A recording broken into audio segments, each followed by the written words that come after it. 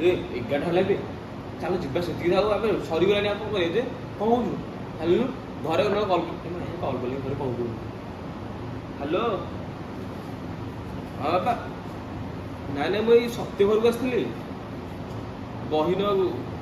ହଁ ନାଇଁ ବହି ଆସିଥିଲି ନା ନା ମୁଁ ତ ନାହିଁ କି ବହି ନେବାକୁ ଆସିଥିଲି ସେ ଆଣ୍ଟି କହିଲେ ଆଉ ପୁଅ ଖାଇଦେଇ ଜଣେ ଯିବ ଘରୁ ହଁ ମୁଁ ଯାଉଥିଲି ତ ଆଣ୍ଟି ଖାଲି ମନା କଲେ ମୁଁ ଯିବି ହଁ ବାହାରିଲି ହଁ ହଉ ବାହାରିଲି ଏଠି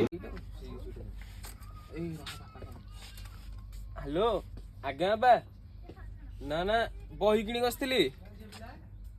ହଁ ବଡ ବୋଉ ଦେଖି ଝିଅ ଗୋଟେ ନେଇକି ଆସିଥିଲି ନାଇଁ ତ ଆମେ ଶୀତ ବହି କିଣିକି ଆସୁଛୁ ଦୋକାନକୁ ଏଠି ବହି କିଣୁଛୁ ସେ ଏଜୁକେସନ ପ୍ରାକ୍ଟିକାଲ ଥିଲା ତ ମୋ ବହିଟା ଚିରି ଯାଇଥିଲା ଆଉ ମ୍ୟାଡାମ କହିଲେ ତୁ କିଣିବାକୁ ପଡେ ନହେଲେ ହବନି ହଁ ମୁଁ ବହି ଦେବି କଥା ହବ ଶୀତଙ୍କ ସହିତ ଦେବି ଦଉଛି ଦଉଛି ହଁ ବା